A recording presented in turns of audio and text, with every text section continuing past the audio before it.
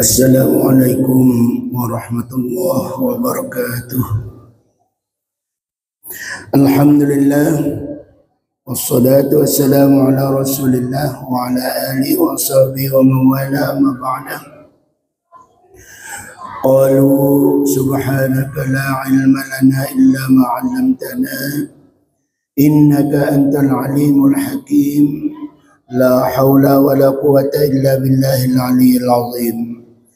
Rabbi shrah li sadri wa yassir li amri wahlul 'uqdatam min lisani yafqahu qawli, amma ba'd.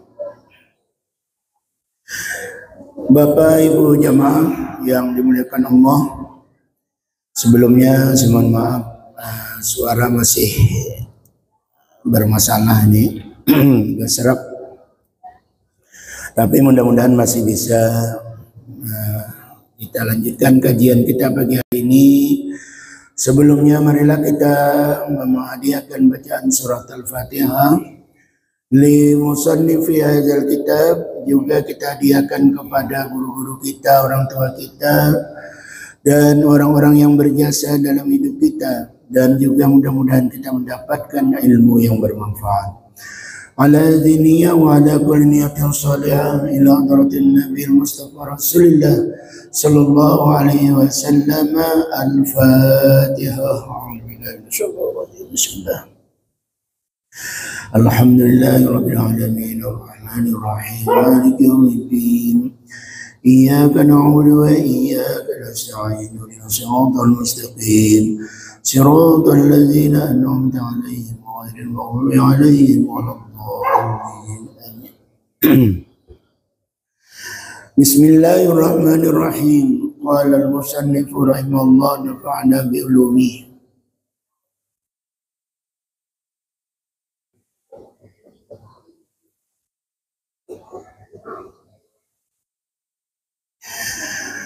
Wa du'ful intisari bil haqq wa kadzalika al-ittikalu ala ta'ah. Al-ittikalu ala ta'ah bermakna merasa lebih karena merasa ketaatan yang lebih banyak, tertipu dengan ketaatan. Nah, ini. Jadi kalau bahasa gampangnya, al-ittikalu ala ta'ah artinya merasa lebih dari rata-rata orang dalam ketaatan. Orang bisa tertipu dari ketaatan, memang bisa.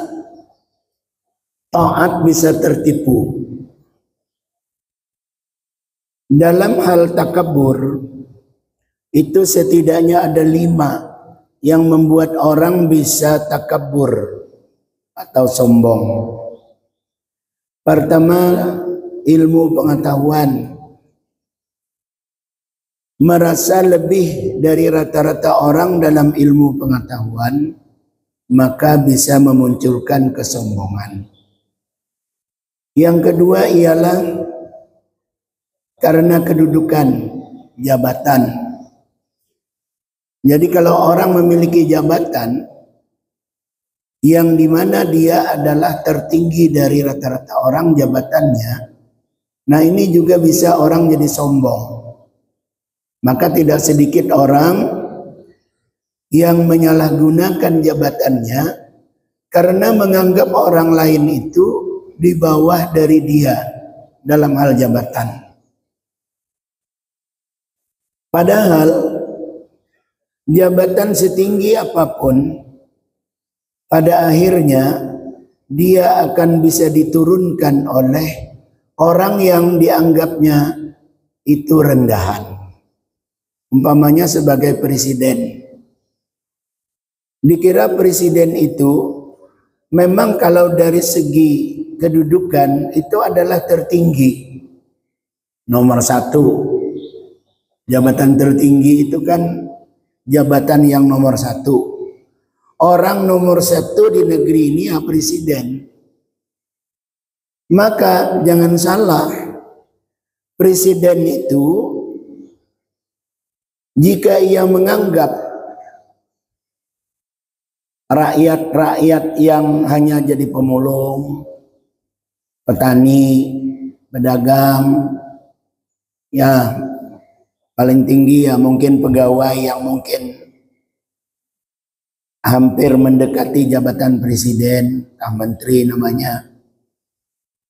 Tapi rakyat yang bawahan tadi, kalau mereka bersatu, mereka bisa menurunkan presiden. Nah, itu dalam negara demokrasi seperti itu. Ya tentu berbeda halnya dengan negara kerajaan ya. Tapi juga di dalam negara kerajaan itu, walaupun sifatnya absolut, ya, absolut itu hampir tidak bisa digulingkan kecuali mereka sendiri di dalam yang saling sikut menyikut. Jadi di dalam itu bisa terjadi juga. Dalam dunia kerajaan itu mereka saling berebut juga. Jadi umpamanya begini, turunan si A ini, jadi kalau rajanya A, nanti raja berikutnya itu turun kepada anaknya. Jadi A kecil, A junior, bakal turun ke situ tuh raja itu. Nanti A junior ini naik dia menjadi raja, nanti punya anak lagi tuh. Maka mereka tentu sangat berharap anaknya itu ialah laki-laki. Karena raja itu akan lebih kuat kalau dipegang oleh kaum laki-laki. Walaupun bisa juga rajanya perempuan disebut dengan ratu. Umpamanya seperti Balqis ya. Ratu Balqis. Tapi umumnya raja itu menurunkan generasi anaknya, nanti anaknya ke cucunya terus dan seterusnya ke bawah. Namun demikian jangan lupa, saudara kandungnya raja ini juga tidak tinggal diam. Mereka ingin juga merasakan tampuk kekuasaan. Nah, jadi kalau di dalam kerajaan itu saling menginginkan tampuk kekuasaan itu, maka saudara-saudara kandungnya tadi ini akan berusaha untuk menggulingkan raja itu. Dan itu bisa terjadi. Jadi tidak mustahil raja itu turunnya kepada saudara kandung. Kita lihat seperti kerajaan Saudi ya. Kan tidak, kerajaan Saudi itu tadinya dari anak dari bapak turun ke anak. Tapi begitu sampai ke Raja Fahad bin Abdul Aziz, tidak turun ke anak Fahad. Meninggal Fahad, turun ke Salman. Nah, Salman ini saudara kandungnya. Nah, Salman sudah menyiapkan generasi berikutnya, anaknya lagi, anaknya Salman yang sekarang jadi pangeran utama di kerajaan itu. Bahkan karena Salman bin Abdul Aziz ini sudah sangat uzur, tua, itu bahkan sudah segala aktivitas kerajaan itu dipegang oleh anaknya, walaupun belum bisa menduduki tampuk kekuasaan sebagai raja karena bapaknya masih ada. Nah, itu dalam dunia kerajaan. Tapi yang pasti setiap kekuasaan, bahkan kerajaan sekalipun, itu tetap tidak bisa merasa tenang setenang-tenangnya, karena generasi yang akan mewarisinya itu adalah generasi yang memperebutkan kekuasaan. Itu Seperti kerajaan tetangga kita umpama Brunei Darussalam. Nah, Brunei Darussalam ini sekarang masih turun ke anak. Sepertinya bakal turun ke anak lagi. Karena sudah dipersiapkan dari Sultan Hasanul Bolkiah sekarang bakal turun ke Al-Muhtadi Billah, anak laki-laki pertama. Sebenarnya anak laki-laki ini bukan anak pertama, karena masih ada kakaknya berdua di atas, baru Al-Muhtadi Billah. Tapi karena dia laki-laki, maka orang tuanya mempersiapkan, dalam hal ini Sultan Hasanul Bolkiah sekarang mempersiapkan kepada anaknya yang laki-laki pertama, yaitu Al-Muhtadi Billah. Namun demikian ada saudara-saudaranya lagi. Nah, saudara laki-laki kandung daripada Al-Muhtadi Billah ini beberapa orang. Nah, ini tidak mustahil juga ingin merasakan tampuk kekuasaan. Karena Al-Muhtadi Billah dia sudah mempersiapkan lagi generasi berikutnya, anak laki-lakinya. Nah, jadi dari orang tua turun ke anak laki-laki, nanti anak laki-laki ini menjadi raja, terus anaknya menjadi pangeran, ini siap-siap menjadi raja lagi dari menggantikan orang tuanya. Namun demikian jangan lupa saudara kandungnya juga ada. Nah, saudara kandungnya ini tentu juga menginginkan kekuasaan, yaitu tampuk kekuasaan menjadi seorang raja itu. Nah, disitulah ketidaknyamanan seorang raja ketika ia menduduki jabatan tertinggi dalam sebuah kerajaan, karena dia punya saudara-saudara kandung yang mana saudara kandungnya itu laki-laki. Nah, itu kalau perempuan agak aman. Nah, biasanya perempuan tidak ambisius dalam hal menduduki jabatan sebagai seorang ratu atau pemimpin tertinggi dalam sebuah kerajaan. Namun demikian tidak mustahil semuanya juga ingin merasakan tampuk kekuasaan dalam sebuah kerajaan tersebut. Artinya apa? Tidak ada kesombongan yang bisa dipertahankan sekalipun dalam hal jabatan. Bahkan jabatan yang dianggap absolut lah, istilahnya absolut itu tanpa rakyat bisa mengganggu-gugat. Jadi raja itu kalau dia bilang penggantinya ini, ya sudah, rakyatnya tinggal ikut aja. Nah, itu. Dan biasanya raja itu memang memiliki kekuasaan yang ditopang oleh harta yang dapat mensejahterakan rakyatnya. Nah, karena kalau rakyatnya tidak sejahtera, maka setidaknya bergejolak juga negeri itu. Nah, ini menunjukkan bahwa tidak ada kekuasaan yang bisa dijadikan sebuah kebanggaan yang mutlak. Nah, karena ilmu pengetahuan orang bisa sombong, karena jabatan bisa sombong, apalagi kalau jabatannya itu yang sifatnya temporer, 5 tahun sekali bakal diganti, 10 tahun paling lama. Apa yang mau disombongkan? Ya, bisa jadi sebelum sampai batas waktunya diturunkan oleh rakyatnya. Nah, jadi tidak ada kesombongan yang mampu dipertahankan karena jabatan. Yang berikutnya orang bisa sombong itu yang keempat. Nah, yang ketiga ialah karena nasab. Nah, nasab tadi itu sepertilah contohnya tuh. Seperti kerajaan tadi itu. Mungkin turunan-turunan kerajaan ini orang masih bisa berbangga-bangga nih. Bisa masih menjadikan sebuah kesombongan kalau ada turunan darah birunya. Umpamanya dia masih ada turunan raja-raja, yang mana di Indonesia ini raja-raja itu sudah meleburkan diri ke sebuah negara kesatuan Republik Indonesia. Jadi mereka tidak menjadikan kekuasaan-kekuasaan ya yang sifatnya lokal, umpamanya kerajaan Indragiri, kerajaan Siak Sri Indrapura, kerajaan dan seterusnya. Jadi kerajaan kita ini kan hanya simbolik saja lagi sifatnya itu.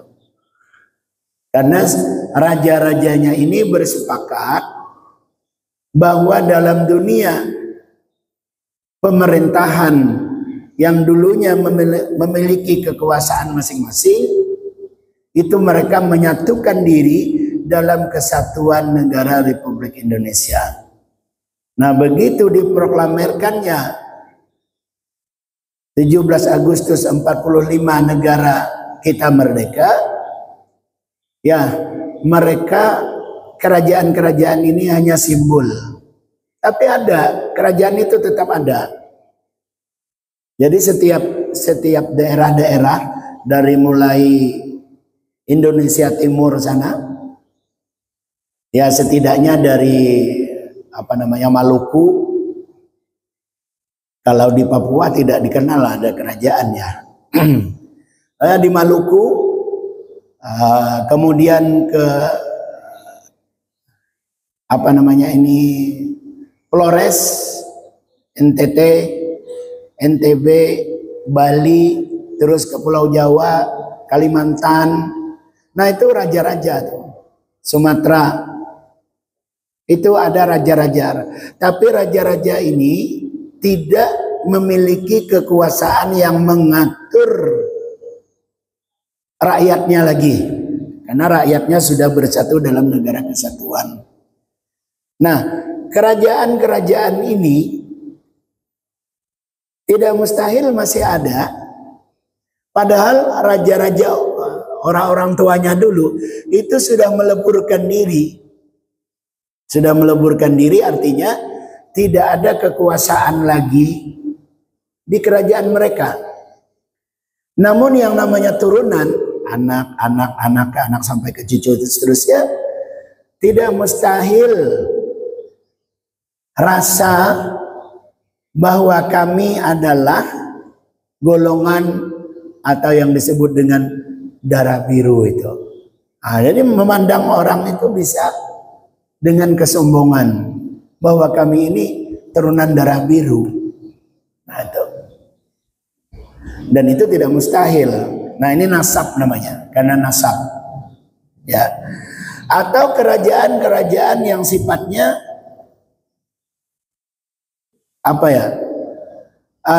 disebabkan oleh sebuah komunitas. Umpamanya sebuah perusahaan besar. Nah ini yang membawahi ribuan karyawan, puluhan ribu karyawan.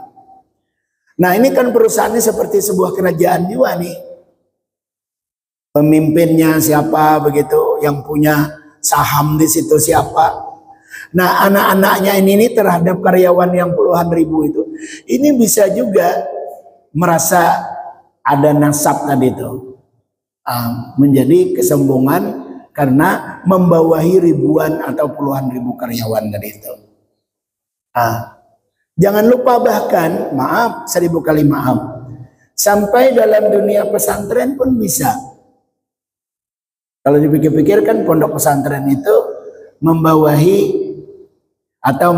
atau selalu bergelut dalam dunia pendidikan Islam.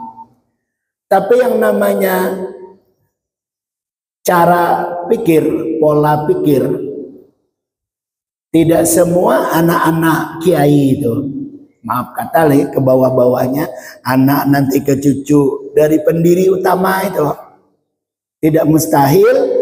Ada juga yang berpikiran kami ini adalah orang-orang penting di pondok ini. Biasanya pondok yang seperti ini, yang santrinya itu sangat banyak, puluhan ribu, alumninya mungkin sudah di atas jutaan di mana-mana.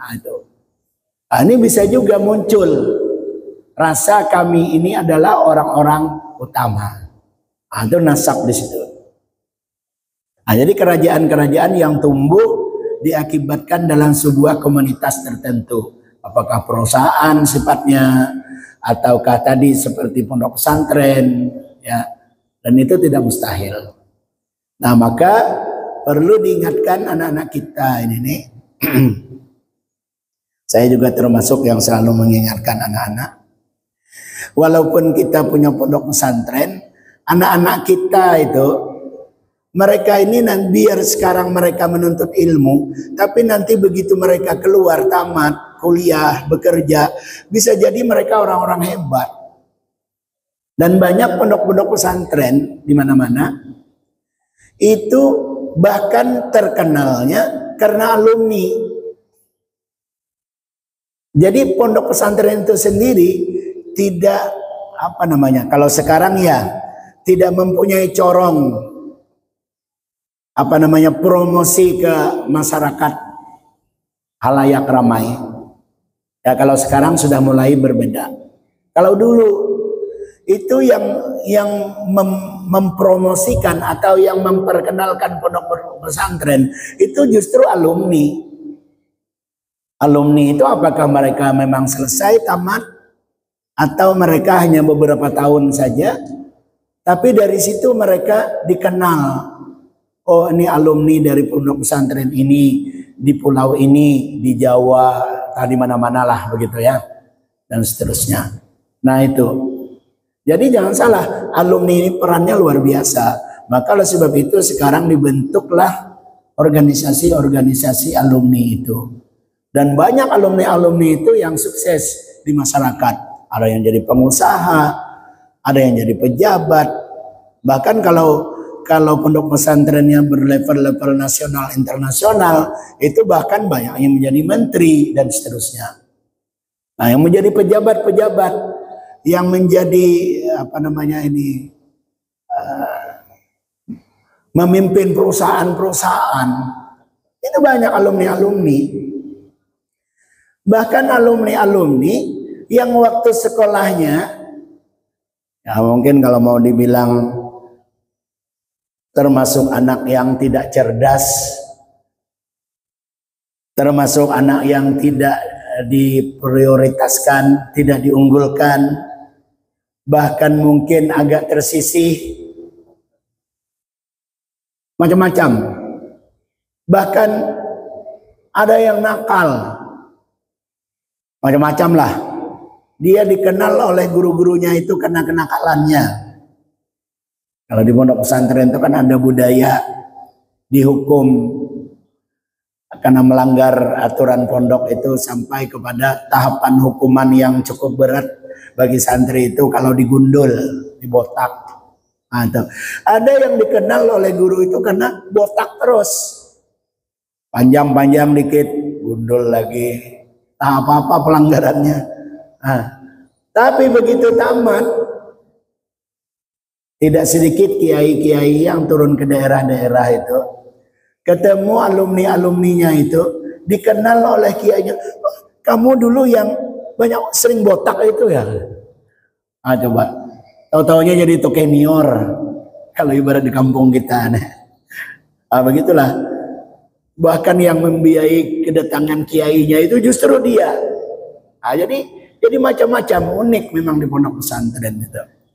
Nah, jadi oleh sebab itu pengelola pondok pesantren dan anak-anaknya ini jangan sampai dihinggapi penyakit sombong karena nasab. Karena tidak mustahil alumni-alumni tadi itu tuh mereka menjadi orang hebat di luar sana dan kita hanya hebat di kandang kita aja. Ya, kalau di pondok kita memang dihormati, disanjung, kita orang yang terhormat, tidak berani orang macam-macam karena kita turunan darah biru tadi, ya, begitu seterusnya. Tapi di luar banyak yang hebat-hebat itu.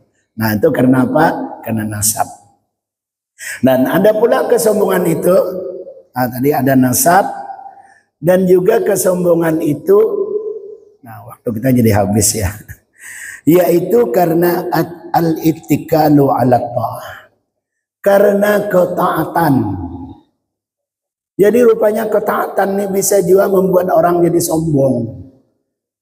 Jadi yang namanya iblis menggoda orang itu memiliki tingkatan levelnya juga. Ini kalau model begini levelnya, wah gampang dijentik sedikit aja goyang nih orang nih. Nah, berarti jadi iblisnya itu iblis yang kacangan aja dulu. Ini ada tingkatan juga kan iblis itu. Tapi kalau sudah menghadapi ulama, ya kan, itu iblis itu sembarangan. Nabi saja itu digoda oleh iblis. Para rasul itu digoda oleh iblis. Bagaimana Nabi Ibrahim, ya kan, Nabi Ismail digoda. Tapi iblisnya bukan iblis kacangan. Lah kalau kayak kita mungkin iyalah dijentik dikit kita udah linglung dah. Itu Rasulullah dikira tidak didatangi setan, iblis menggoda. Wah, tapi luar biasa, iblisnya bukan iblis sembarangan ini kan. Nah begitulah pula orang semakin taat dikira sudah aman, justru karena dia merasa aman itulah. Nah ini mungkin karena sudah merasa aman. Nah saya ini kan orangnya paling banyak ibadah, sholat malam mungkin tidak semua orang kayak saya. Nah begitu. Dan seterusnya. Disitulah masuknya iblis itu. Ya, iblis sudah seraharat kau atau kau pang dapat haratnya udah orang deh kau tuh haratnya. Nah di situ kan sudah masuk, sudah satu suntikan sudah itu tuh. Jadi sombong karena ketaatan. Nah jadi kata Al-Ihya Ulumuddin ini disebutkan orang bisa tertipu al-ittikalu ala ta'ah. Karena merasa banyak sekali ketaatan, justru itu adalah dikelompokkan kepada penyakit hati. Jadi kalau kita merasa banyak itu yang tidak boleh. Banyak boleh, merasa banyak, nah jadi kada sehat. Jadi kalau hal yang baik-baik itu merasa itu udah kada baik. Dalam hal yang baik ya, dalam hal yang baik bila merasa banyak itu jadi kada baik. Apa aja pokoknya yang baik-baik tuh, sholat baik, merasa sholat saya sudah baik, nah kan? Jadi kada baik. Tapi kalau dalam keburukan merasa itu bagus. Banyak dosa, merasa banyak dosa, nah bagus. Dia bisa jadi sadar. Aduh, perasaan saya ini banyak banget dosa ada nih. Merasa dia, nah bisa sadar. Jadi bagus. Jadi kalau hal yang tidak baik itu kalau merasa itu cikal bakal jadi baik. Tapi kalau dalam hal yang baik bila merasa jadi kada baik. Terbalik ya. Nah itu apa aja pokoknya hal-hal yang baik itu bila kita merasa itu jadi kada baik. Bungas baik, tapi bila merasa kada baik lagi. Sini aku juga di sini penampannya, nah kada baik lagi kan. Nah, jadi kalau dalam hal negatif merasa itu justru cikal bakal menjadi baik. Nah, itu. Tapi kalau dalam hal positif yang baik-baik, hati-hati yang merasa. Ya, jadi kalau kita merasa hati-hati, dan itu bisa masuknya al-ittikalu ala ta'ah. Oleh sebab itu menjaga diri kita jangan sampai penyakit hati itu masuk. Apabila kita merasa paling atau jangan paling lah, merasa sudah bagus, maka ini sudah mulai berbahaya. Itu membaguskan diri itu memang tujuan. Bagaimana sholat kita sempurna, bagaimana ibadah kita menjadi sempurna, itu tujuan. Tapi bila sudah merasa, nah ini orang akan mulai satu jarum suntik daripada penyakit hati bakal masuk. Nah saya kira itulah kajian kita pada pagi hari ini. Saya mohon maaf suara juga belum terlalu pulih beberapa hari terakhir ini nih. Insya Allah akan kita lanjutkan lagi, masih ada beberapa penyakit hati lagi nih. Ya, ada beberapa lagi, al-munkar, al-khianat, al-mukhada'ah, tulul amal. Masih ada berapa lagi nih? Dari kemarin ya Pak Haji ini penyakit hati terus dibahas nih. Judulnya Pak Haji lah. Masih banyak lagi ya Pak Haji nah. Saya kira itulah yang kita bahas. Mohon maaf segala kekurangan. Terima kasih. Wallahul muwaffiq aqwamit thoriq. Billahi taufiq wal hidayah. Assalamualaikum warahmatullahi wabarakatuh. Bismillahirrahmanirrahim. Alhamdulillahirabbil alamin wassalatu wassalamu ala asyrafil mursalin. Allahumma anfa'na bima 'allamtana wa 'allimna ma yanfa'una warzuqna 'ilman yanfa'una. Allahumma ij'al jam'ana hadza jam'an marhuma wa tafarruqana min ba'dihi tafarruqan ma'suma. Allahumma la taj'al fina wa la ma'ana shaqiyya wa la mahruma. Rabbana atina fid dunya hasanatan wa fil akhirati hasanatan wa qina 'adzabannar. Wa sallallahu ala sayyidina Muhammad wa ala alihi washabihi wasallam. Walhamdulillahi rabbil alamin. Taqabbalallahu min